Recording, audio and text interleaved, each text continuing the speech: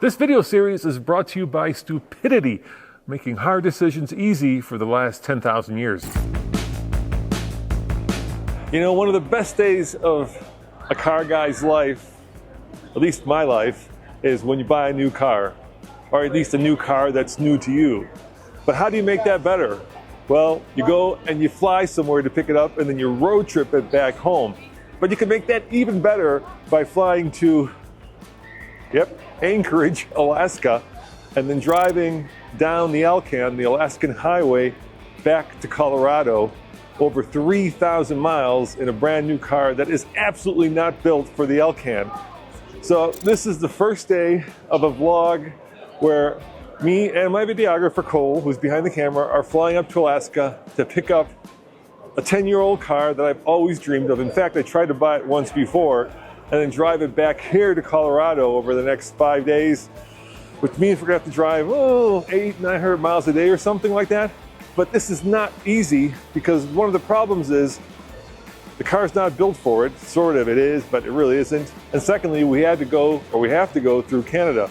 So I'm gonna give you a hint what car we're getting by showing you some of the logistics we had to do just to get to the airport today.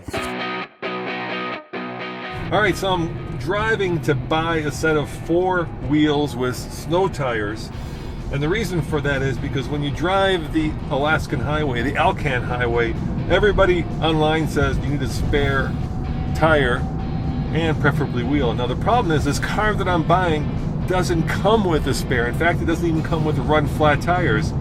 So we have come up with a solution, kind of a workaround, but it involves having to buy 4 wheels and tires so that I could put one of these wheels and tires into a suitcase, check it into the airplane, and fly it back up to Alaska so I could put it in the car so when we drive back down the Alcan, if we do get a flat, at least I'll have a spare wheel and tire so that we're not in the middle of nowhere in the Yukon territory with a flat and no way to fix it. So this is all the paperwork that we've had to scrape together. And when I say we, I mean Cole, who's my videographer behind the camera, just to get to this point.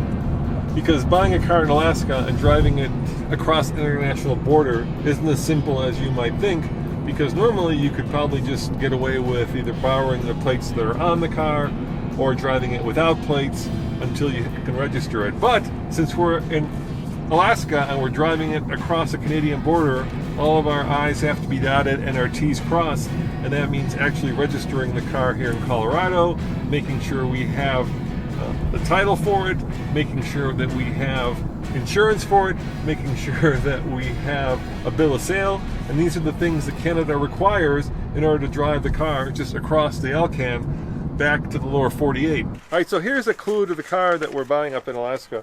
These are the wheels, and this should give you a clue because there aren't many cars that actually accept wheels like this, but one of these will do, I hope, as a spare tire in case we need it, because the Alcan has frost heave, and I'm not too worried about a puncture. We could always fix that, but if you blow out the sidewall, then that ain't gonna get fixed.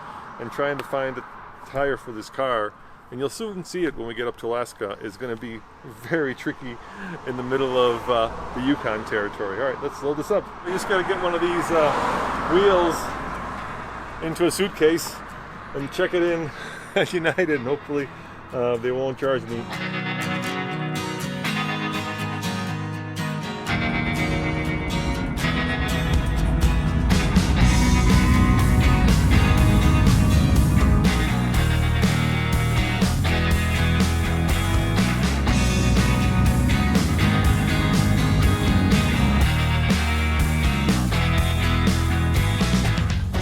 It's taken us about 4 hours to fly from, where are we here?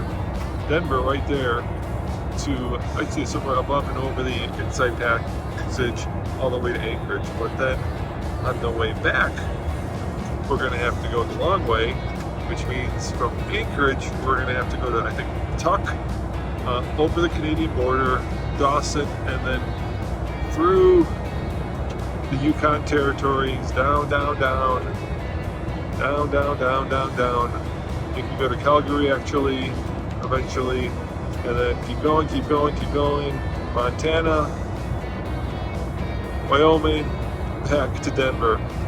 And what's taken us about 5 hours to do today, it's going to take us at least 5 days. And then the trick, of course, when we can do that without getting a flat tire or breaking down, because a lot of that area, there's nothing, and by nothing I mean a lot of forest and wilderness. I was watching the show where they asked a former American spy, if you want to disappear in North America, where would you go? And he said, Yukon Territory. So that kind of gives you a sense of how many people are there. But it is summertime. Hopefully there'll be a lot of traffic. Yeah, I'm a little bit worried about getting a 10-year-old car, driving that far with no run flat tire and kind of janky spare tire. So, this is what adventures are made of.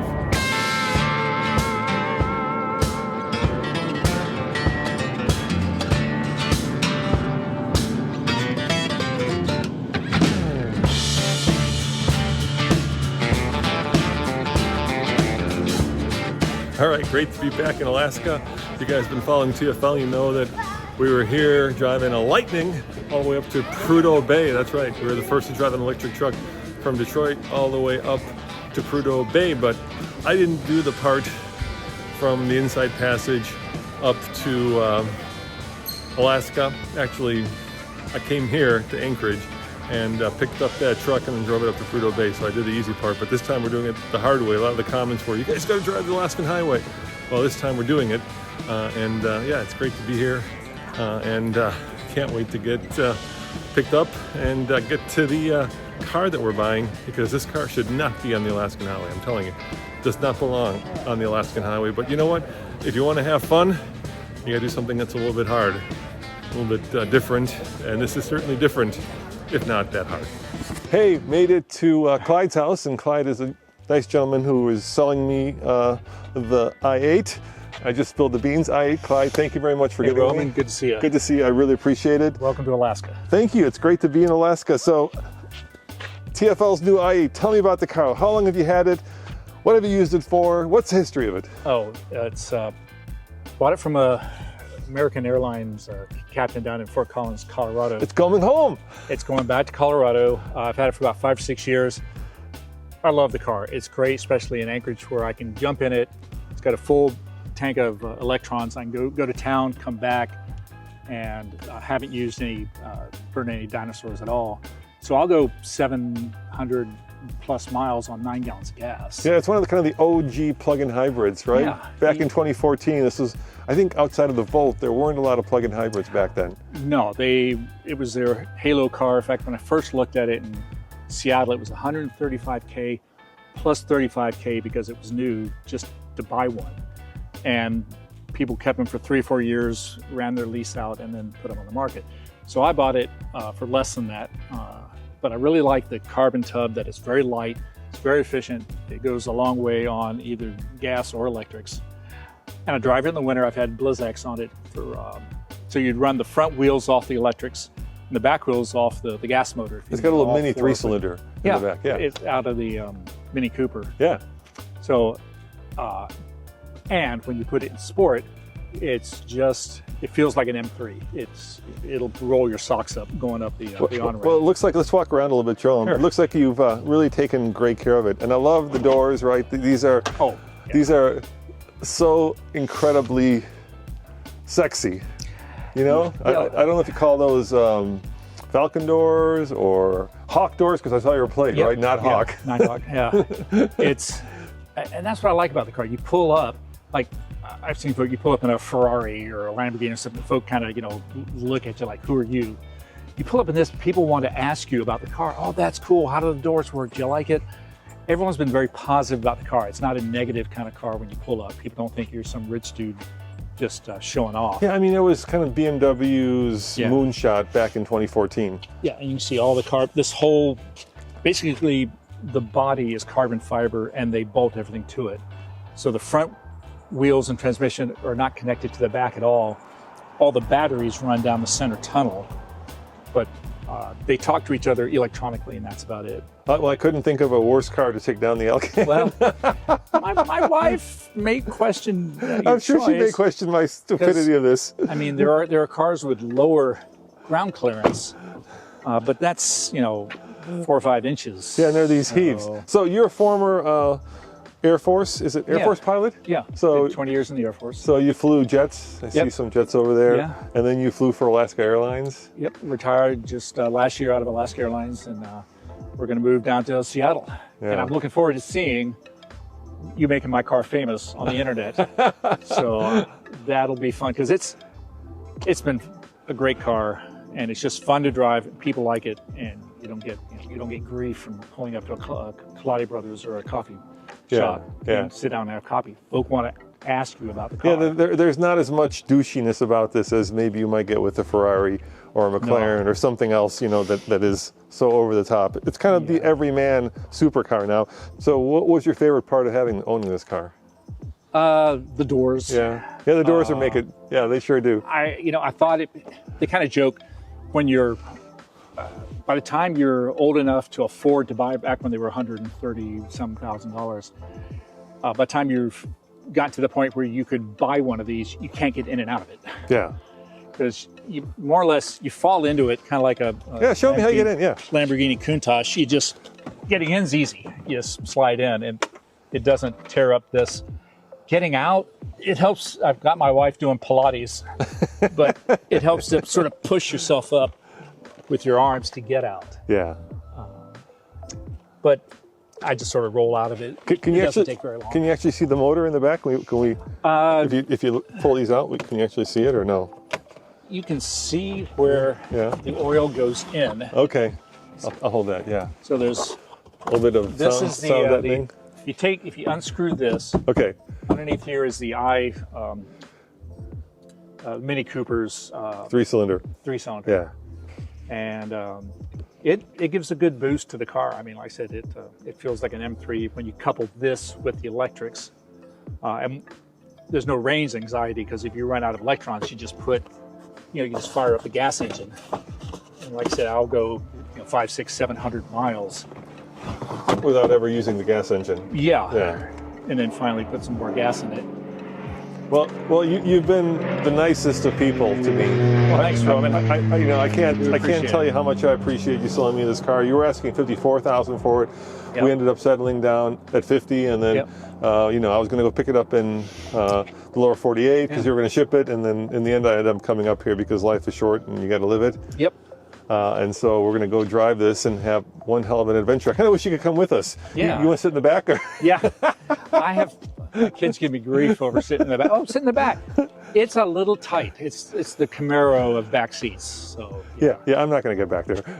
I think that's a better place to actually put our gear. Well, thank you very much. You're the best. Thanks. It's great meeting you. Yeah, and then the adventure starts tomorrow morning. Yeah, here we go. When we leave, for a trip down the Alcan. All right, now I did get to drive this car when it was brand new, and I forgot. There's no elegant way to get out of it, at least not when you're my age with my back problems. But before we do any driving impressions and talk about what I think of the car, we're here at an auto parts store because we're still missing some critical components. First and foremost, we do have this i3 wheel, which seems like it'll fit, but we have no way of getting that wheel off, so we need to get a wrench. But we also want to get some fix-a-flat, because that might be an easier way than having to actually lift the car up, because we have no way to lift the car up. So there's no jack, no tire iron, no tools, because I bought tools, but I realized that they were like screwdrivers and I couldn't bring them on the plane, and I hate checking luggage. So we really need 3 things. We need a gas can, actually 4 things. We need 4 things. A gas can, a tire iron, fix-a-flat, tools. I think that's it. So there'll probably be an Alaska tax here because everything is about 25% more expensive up here. But let's go do a little bit of shopping. All right, so the Napa shop had no tire irons except the customer left this. It's a little walled out. It's a 17-inch apparently, so let's see if it actually works. So I can get this for free, which, you know, that's pretty damn nice. That doesn't feel like a 17. Yeah, that feels too loose. Yeah, no, that's not going to work. That's not a 17. That's smaller. And all these are bigger. All right, Napa, great employees, horrible selection. Out of all the things that I needed, I ended up with a can of Fix-A-Flat for 17 bucks, and in the lower 48 would cost about 6 bucks. So Alaska tax about 125%, but we're gonna go to another parts store and see if we can get the 3 other things that we need.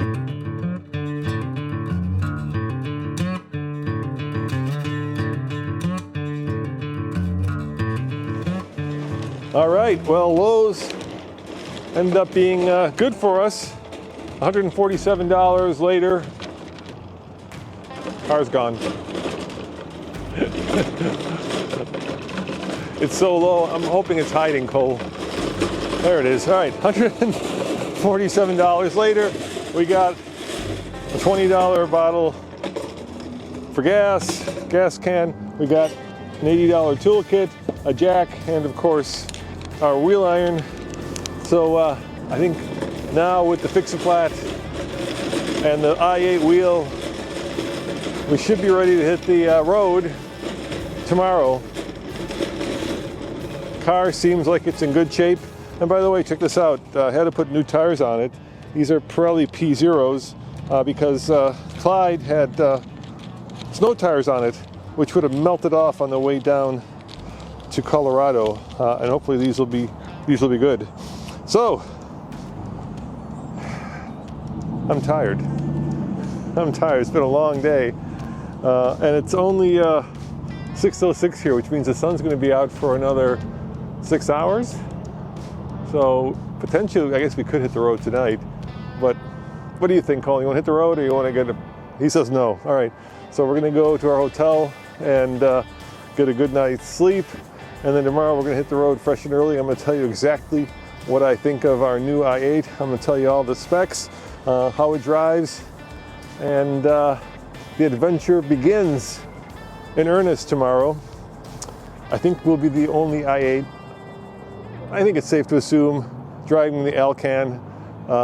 So guys, join us again next time when this i8 adventure continues. We'll see you tomorrow. Tired too. Ciao. All right, we're getting close to the Canadian border. This 5 hours may turn out to be more like 6. Because as you can see, reduced speed. This is our emergency gas.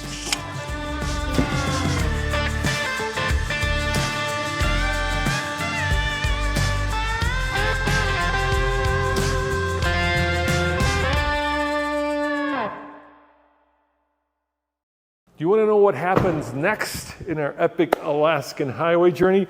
Well, if you're a Patreon, then all you have to do is watch it right now. And if you're not, you can become a Patreon by clicking on the link below, and you can see the next episode right away and not have to wait until next weekend to find out what happened with me, Cole, who's behind the camera, and this i8.